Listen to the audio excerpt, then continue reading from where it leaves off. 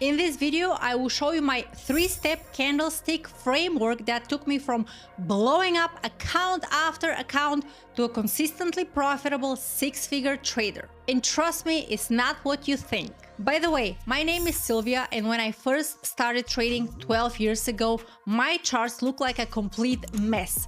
I had every indicator imaginable on my charts. RSI, Bollinger Bands, MACD, Fibonacci levels, you name it. My logic was simple. I will just add some more indicators, try some more strategies, and eventually I will get it right. Unfortunately, that never happened. In fact, the more I studied, the worse my trading got. Losses kept piling up and my confidence was completely gone. But that's not even the worst part. Every time I tried to learn and open social media, all I saw was Lamborghinis, screenshots of big gains. It seemed like everyone is making money and figuring it out except me. I remember one day staring at the screen and thinking, I must be the dumbest trader alive. How come everyone else is figuring it out, but I keep losing money? So I just decided to quit. I thought to myself, maybe that's not for me, maybe I'm just not cut out for this, and I only had $1,000. I had enough. I did not want to give that back to the stock market. And so I quit, and that would have been the end of my trading career.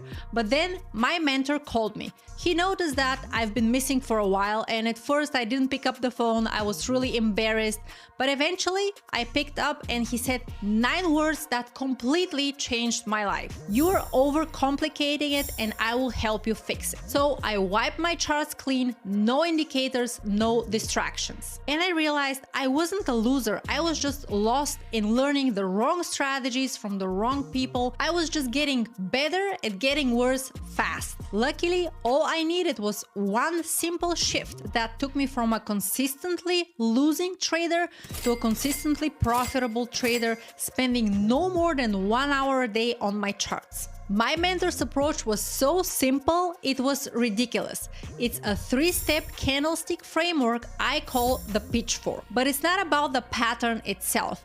It's about why it happens and when it happens, a context that I've been missing before. And the funny part, that mentor became a few years later my husband. Before we get into the pitchfork framework and each step, I want to show you how I messed up on my charts and how I kept doing the same mistake over and over again, because you might be doing that same mistake without even knowing it. Let me show you what I mean. Typically, I would look for some kind of a pattern formation, like in this case, I would see a double bottom, nice breakout and trend, so I would go with the trend and I will wait for a flag formation and breakout.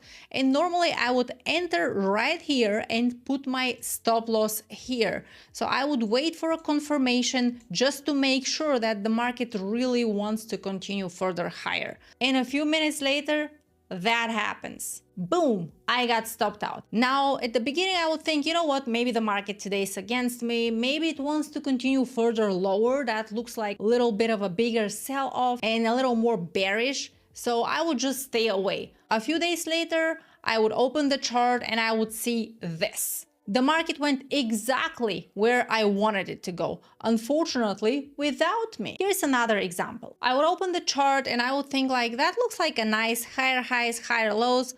It looks like the market is pushing higher and wants to continue higher.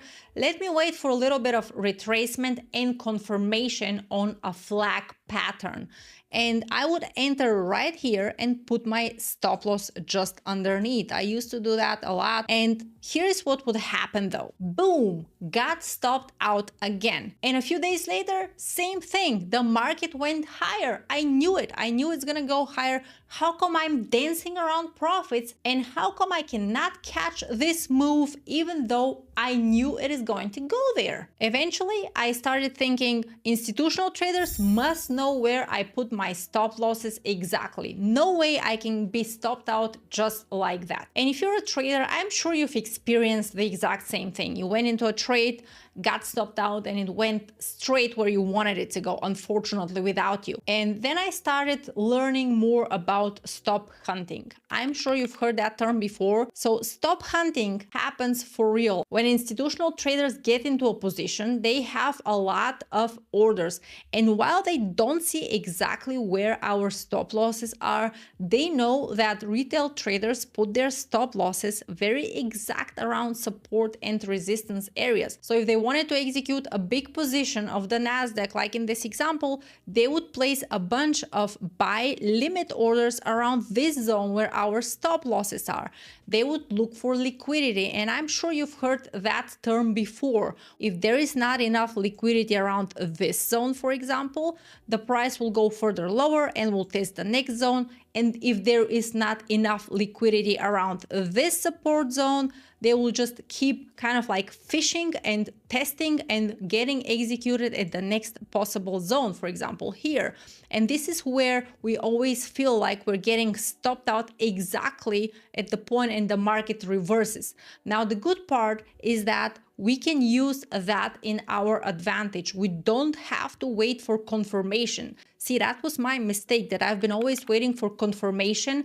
And unfortunately, I've been entering where institutional traders are exiting, and I've been placing my stop losses where institutional traders are actually entering. And I learned the hard way that if you don't look for liquidity, you're the liquidity. So what exactly is the pitchfork framework? We're going to be entering trades before these big moves happen. So we're no longer going to wait for a pattern formation or for confirmation. We're no longer going to be buying breakouts like that and put stop losses on obvious places like that.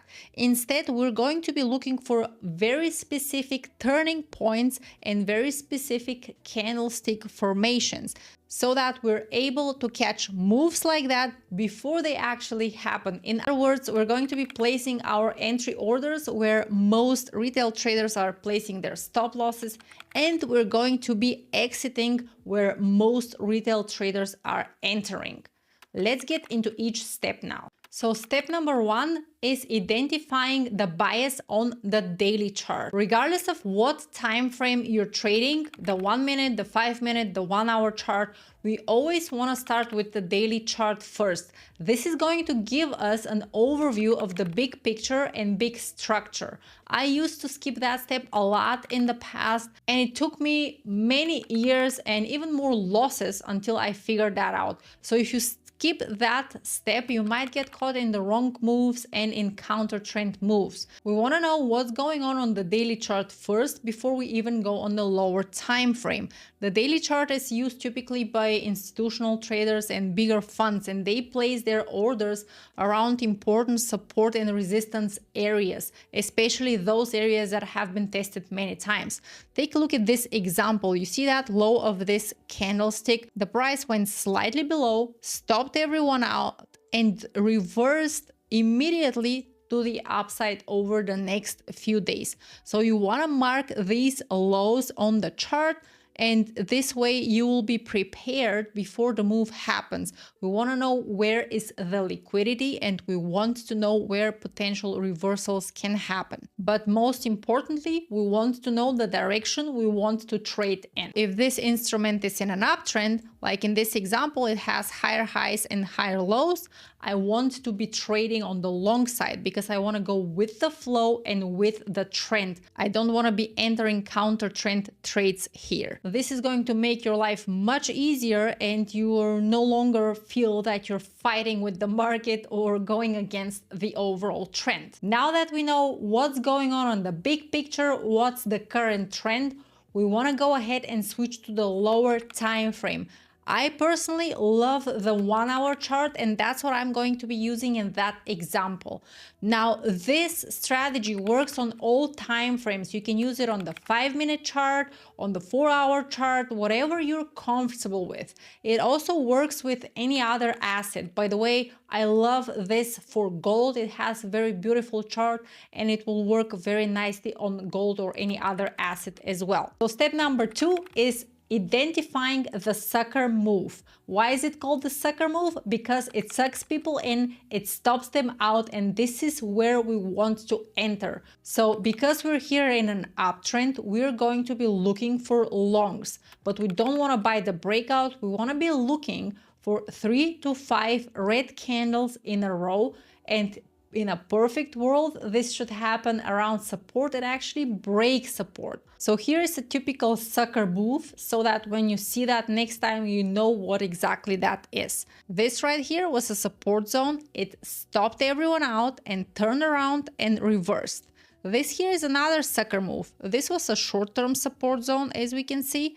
The market slightly went below that, reversed and broke out. If I zoom out, we see another one. This was a previous support zone, slightly went below, stopped everyone out just to turn around and make this a big move. Okay, so step number 3 is identifying that candlestick pattern I call the pitchfork. So let's summarize first. We have our daily chart and we have our bias. In our example, we're in an uptrend and we're looking for long positions only. Then we went on the lower time frame. In my case, this is the 1 hour chart. You can use the 5-minute chart or any other time frame you prefer. Once we did that, we drew the support zones on that lower time frame. So in this case, I have one support zone right here and another support zone because this is a previous low right here, and I have one more here. This is going to give us the areas we're looking to enter. Once we have that and we have our sucker move, which is 3 to 5 red candlesticks in a row, we're looking for confirmation that there are more buyers stepping in. So in this case, that would look something like that. We have our 3 to 5 red candles, and then I want to see one John Wick candlestick, one green candlestick closing green, and all these wicks here mean that there are more buyers stepping in because the price was at some point at the low of the week, and obviously there were enough buyers to push the price up higher and close it green. So this is my sign that there is a bigger fund or institutional trader, a big buyer trying to build a position around this zone. That's why I love these John Wick's candles. Once we have that, we're placing our entry just above that green candlestick. So the entry is here and the stop loss must be placed below. Now, I'm not waiting for that green candle here to close. I just want to see that the price goes above the John Wick candlestick, and this is my entry. In other words, if you look at this is your lead candle, this is your confirmation candle, and this right here, the third one is your execution candle. This is why I like calling it a pitchfork, because it does look like a pitchfork. Now, this is how this could exactly look like here on the chart. And for better understanding, I'm gonna hit the replay button, place a position, and show you also how to manage that trade. As we can see here, we have one first green candlestick.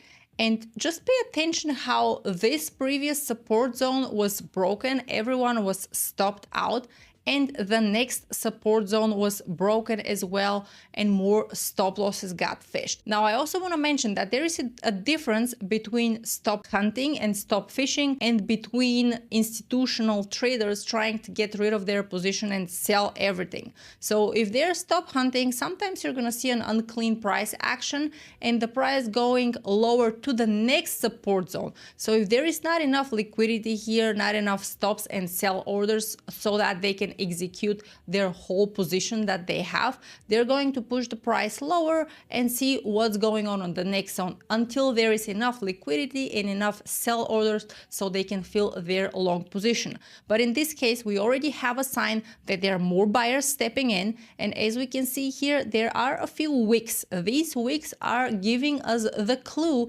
that someone is trying to buy around these support zones.